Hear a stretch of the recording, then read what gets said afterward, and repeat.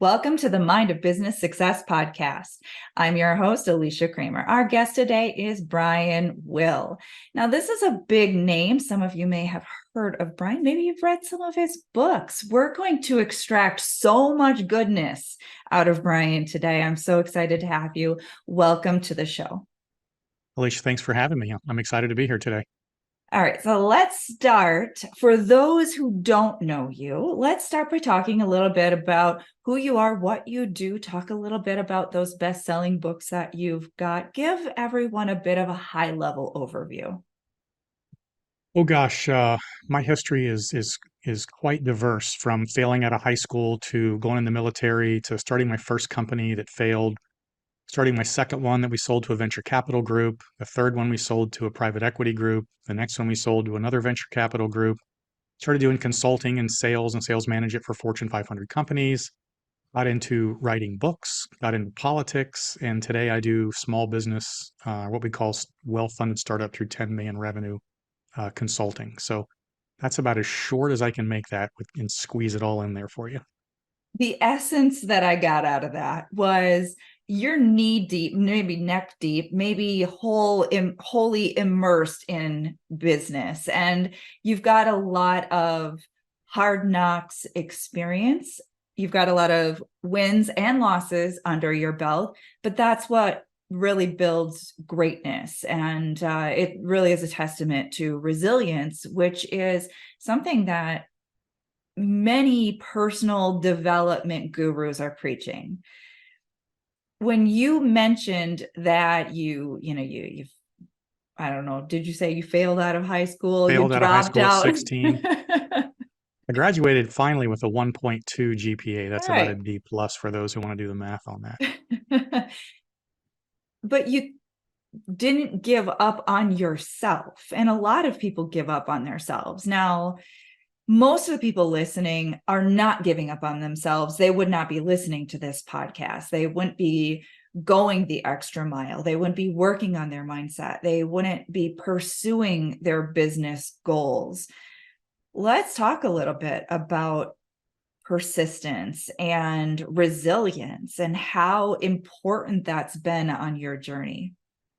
You know, in my case, people ask me, well, did you take a lot of risk when you started your first business? And my answer was no. I was 21 with no place to go. I was living in my grandma's back bedroom. I was married with no car and no job. So there was no risk on my part with starting that first company.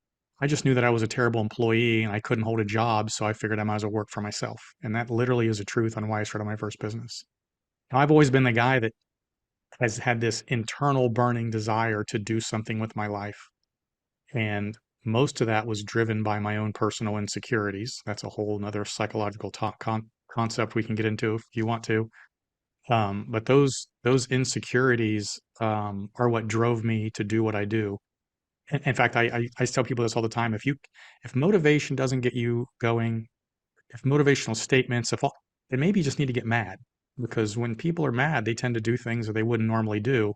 And if you can channel that same energy and focus into becoming a better person and becoming successful and overcoming business failures and whatnot, then the sky's really the limit for you. So There is an element of not only truth to that, but it's really based on some kind of fundamental principles and understanding psychology and just how we work as human beings and how our energy influences and affects our action. When people are in apathy, they don't believe in themselves, or they've got knocked down and they can't seem to get themselves back up. There's no will, there's no motivation, there's no energy, there's no effort. You're not in the right mindset, you're not in the right state. right.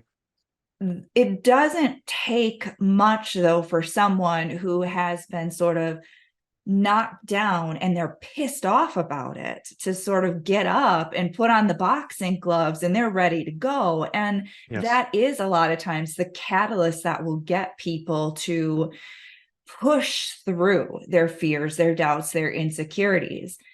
But we don't want to be stuck there either.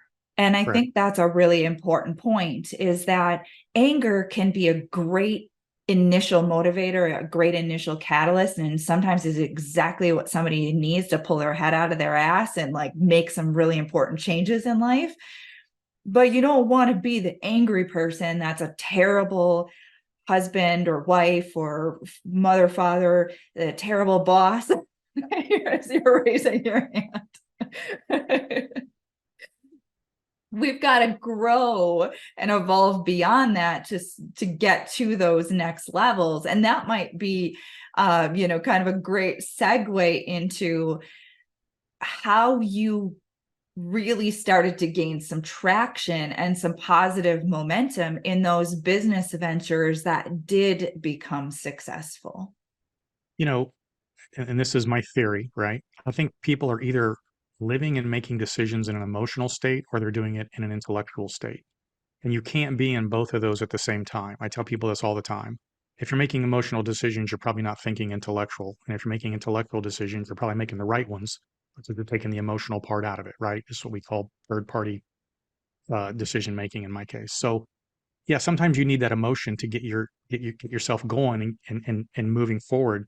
But at some point, you have to make the internal realization that that isn't the end deal. You've got to start thinking intellectually. And if you're not capable of doing it, then you need to find somebody to help you. And this is why I get so much into coaching. And I know you run a coaching program as well. But if you can bring somebody else in to start helping you say, hey, hold on, that's an emotional decision. Let's think about this intellectually, right? You're still thinking with your 30-degree blinders on. And I want you to let me show you what the 180-degree view is of what's going on around you. So if you can step back and internalize, am I thinking emotionally or intellectually? And if you think it's emotional, then you either got to make that personal decision to stop doing that and thinking intellectual, or you need to bring somebody in to help you make better decisions. And until you do that, it's really going to stunt your growth. And when you do that, it will accelerate your growth beyond measure. I love that.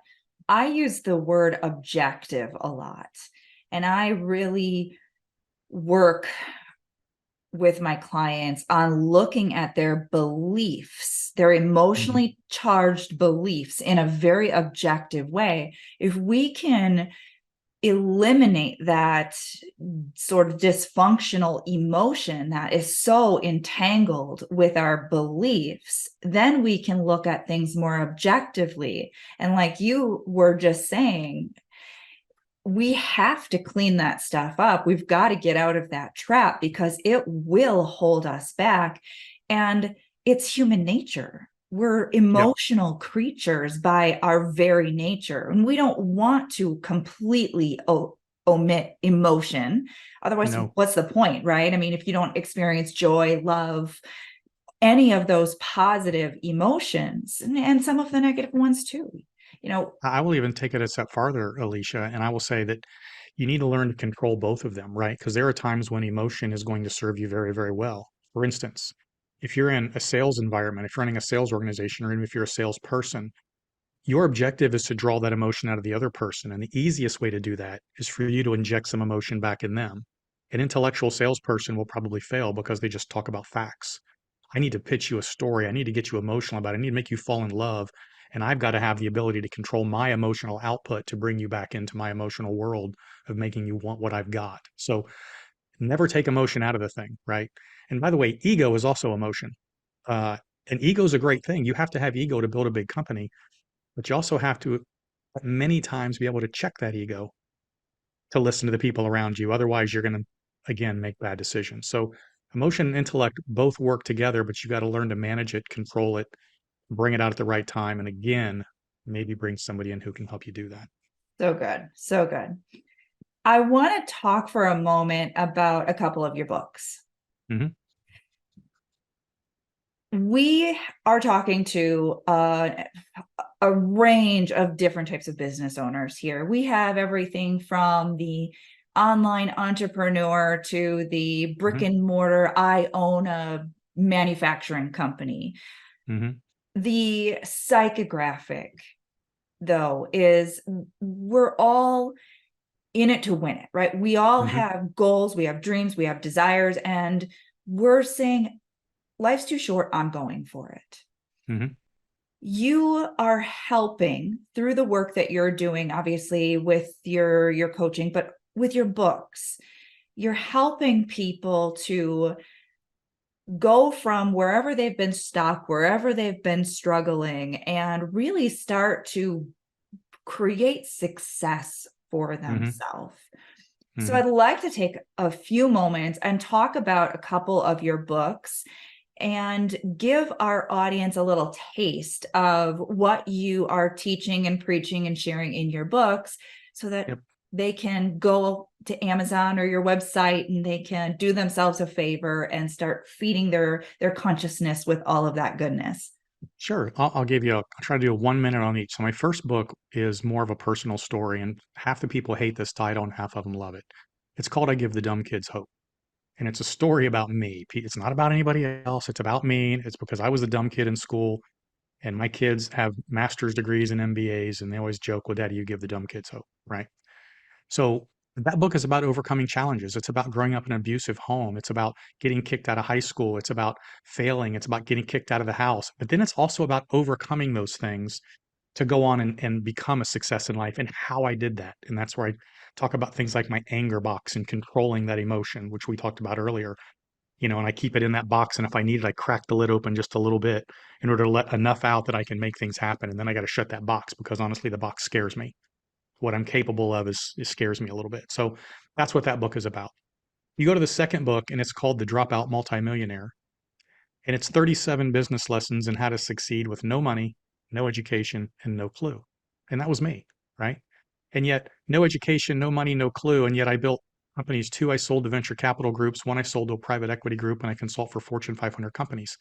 I used to joke when I got my first consulting job for this multi-billion-dollar company, and I'm standing in their boardroom telling them what's wrong with their company. And I just thought to myself while I was looking at them, 5 years ago, I was freaking mowing your grass. And now I'm standing in your boardroom telling you what's going on.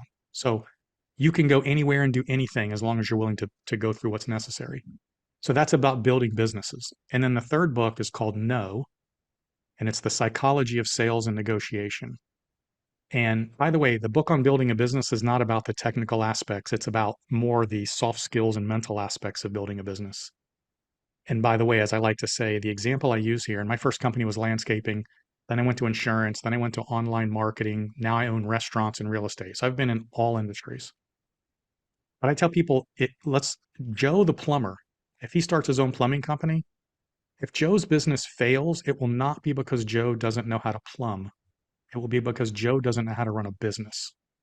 And that's what the second book is about. It's about running a business, not whatever technicality you're involved in. The third book, which is the psychology of sales and negotiation, really is about the psychology behind why the people think the way they do, why your customers or clients are thinking the way they do, why they buy or don't buy, the objections you need to be able to overcome before the client has it, the way you need to script your process so that you put yourself in a position of not having to argue with them at the end of the deal. So it's all about that psychology of the person, the way they think, right? So the books are a lot about psychology, overcoming, building things, understanding the sales process, human psychology, and whatnot. So those are the three books. You stated that they're all about psychology, and Hmm. I think that is something that we should drill into a little bit more. There are a lot of people who are teaching and preaching about tactics and those, those business strategies, the steps, Hmm. the logical stuff Yep. that we were Yep. Yep. talking a little bit about. And all of that stuff is very important. But from your perspective, if someone doesn't have the right mindset, can they be successful? It doesn't do me again. Let's go back to Joe the plumber. Joe's plumbing is all technical. But if Joe doesn't understand how to run a business or manage employees, he's going to fail. I mean, if you've ever run a business of any kind, you understand that the business inside the business is what's important. When I do consulting today, uh, I never need to step foot in your business ever. You can send me a set of P&Ls and I can tell you what's wrong with your business from a technical standpoint, right? Now, if we start finding what's wrong with it from a technical standpoint, then we got to get into what you're doing, right? So I'll give you an example. I wrote this article for Forbes called The Five Keys to Success, which are the five keys to failure.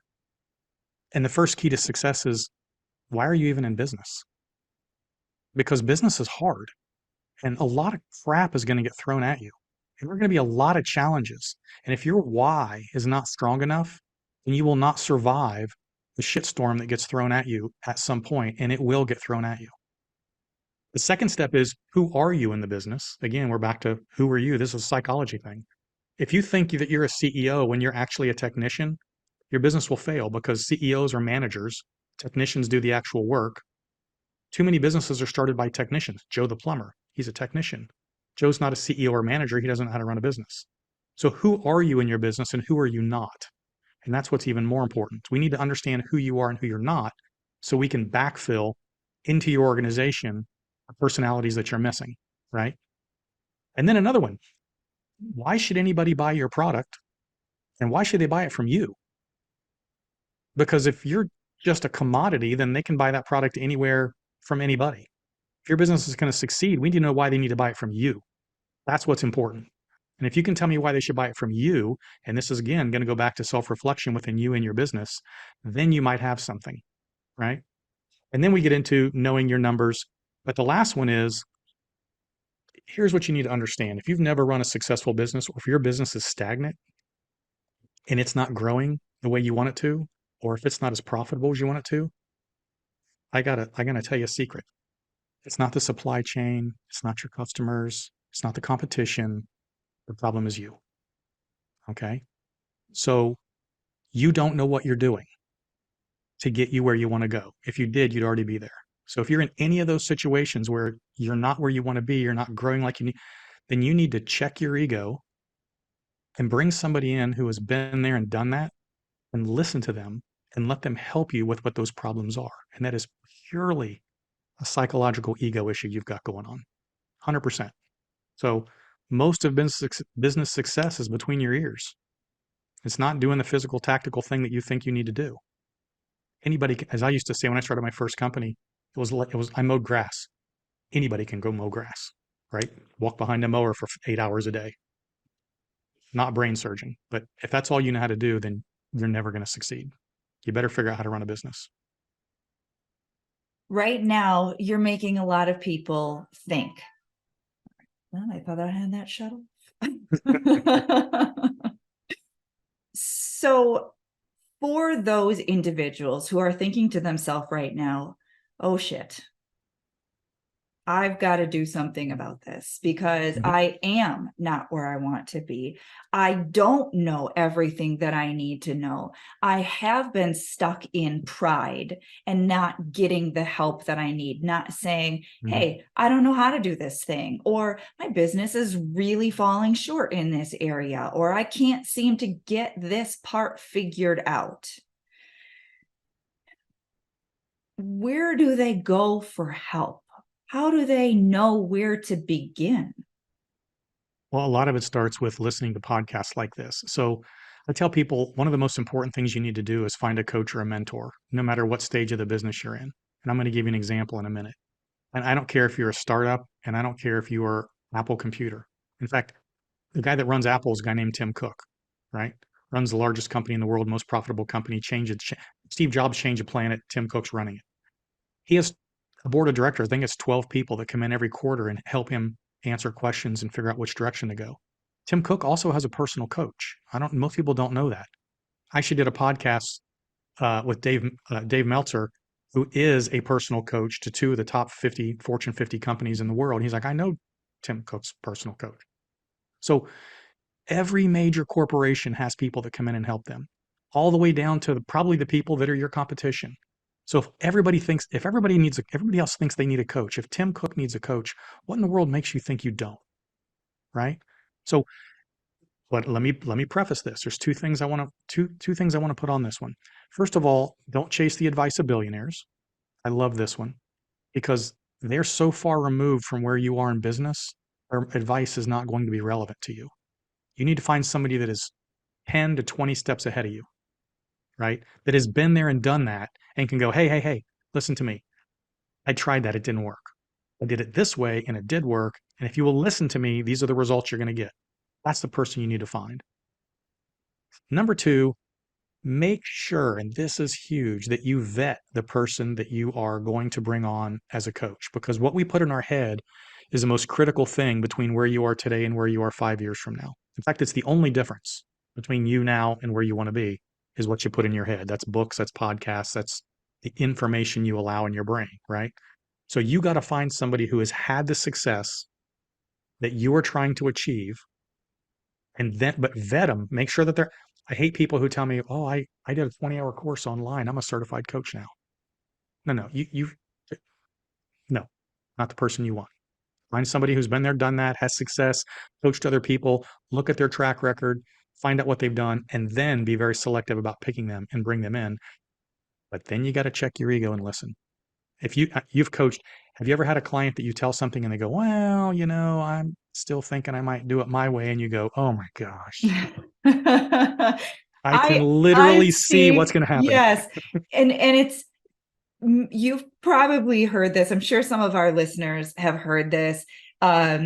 It was really popular for a while when a program came out that was kind of like this mainstream program, and they talk about the Teachability Index.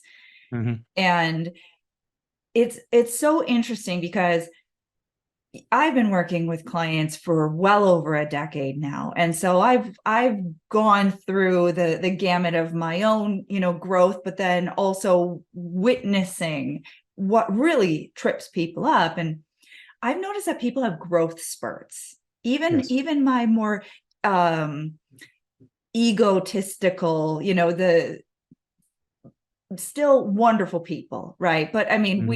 we do see it, especially in business, because I think you mentioned this before. A bit of that ego is necessary in Hmm. business to put yourself out there, because you need thick skin, and you need to be resilient. And it's not a game for the meek, The we'll weak, say. yes. Right? But yeah, I mean, if anyone listening, right, if you catch yourself, that wall is up and you can feel it. I can feel it when I hit that wall. I'm sure you can attest to this as well. We're not always being very teachable. I got to tell you a story. I love this story, and it's very recent. I tell people, as successful as I think I am, and as much as I've done, and the companies that I've done a lot, right? I got 2 Wall Street Journal best-selling books. I go to write my last book. I write it, send it over to my publisher. We send it over to the graphics person to do the jacket covers. And I sent over the jacket cover that I wanted. And my publisher calls me. She goes, "This sucks. We're not using it." And I'm like, "No, no, no. You don't understand. I am successful. And I didn't say this, but I am successful. I have already got 2 books. One's already a Wall Street Journal bestseller. I know what I'm doing. I like this cover." And she goes, "This cover sucks. We're not using it." And I argued with her for about 5 minutes. And all of a sudden it dawned on me, my ego is in the way. This woman has done hundreds. I've done 2. Okay. Maybe I should listen to her. And so I backed off. This is when you talk about hitting that wall. I backed off. I said, "You know what? I apologize.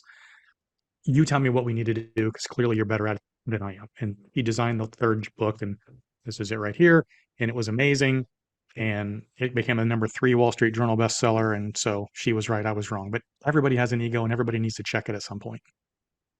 It definitely is a stopping point for people. And it takes a lot of inner strength to admit that we don't always know best, and Hmm. that we're not always great at everything, even our own areas of expertise. There's always room for growth. Hmm. So Joe the plumber or Bob the dentist or whoever is doing their thing and has been doing it for a very long time, they could still get better. We all can Hmm. get better. And so we have to keep that mindset that Most good coaches have their own coach. mhm, I've got 2. I Dave love Meltzer is one of the biggest coaches out there. He's got a sleep coach. I mean, that's specific. This person just teaches him how to sleep better. it. That's crazy. But there's always people who are better than us, and that outside perspective that you were talking about is so valuable, so Hmm. incredibly valuable. I Yep. know I can be an incredible coach to my clients, and I can even do a lot of I walk my talk, I do my work, do all the same stuff that I'm preaching all the time. But sometimes I need that outside perspective to give Hmm. me that mindset shift to help me to see things differently, because I'm stuck. I'm stuck in my way of thinking, and I'm not thinking outside of my box because I don't know what's out there. So we need other people who've been there, done that, who have that perspective to continue to grow to that next Yep, level. 100%. If you're not growing, it's because you're not getting good advice. By the way, coaches, I call it coaches are for a reason and for a season. If you've outgrown your coach, there's no shame in moving on to the next level, right? When you grow to the level that they can bring you to, like I tell people, I can take you to 10 million revenue. You start getting into 20, 30, 40, you need to find somebody else. It's not my niche. I'm not going to pretend like it is, and I would only hurt you if I was trying to help you do that. So Yeah. that's where I fit. This has been a very fun conversation for me. And I would love to just keep asking you questions and share so much. I know you've got so much that you can offer us, but I know we are at the end of our time together. So I want to give you an opportunity to share with our Sure. listeners how they can connect with you. Where can they find your books? What's your website? Anywhere else that you want to direct them to? Yeah, my website is brianwillmedia.com. So my name, brianwillmedia.com. My books are on there. My podcasts are on there. All my blogs are on there. My coaching program is on there. So you can pretty much find out everything about me, what I've done. Contact information is on there. If anybody's interested in any, talking to me, drop me an email. We'll have a conversation. And I highly recommend everybody head over and check out what you've got going on. Love these conversations with veteran entrepreneurs like you who have a wealth of information that you can share. For those of our listeners who've been in business for a couple of months to those who've been in business for decades, there's always, always, always more that we can learn. And there's always more room for growth. So I want to thank you so much for being with us today, Brian. Alicia, thank you for having me. I had fun. It has been super fun delivering this episode to all of you. Make sure you subscribe. And until next time, we will see you in the next episode.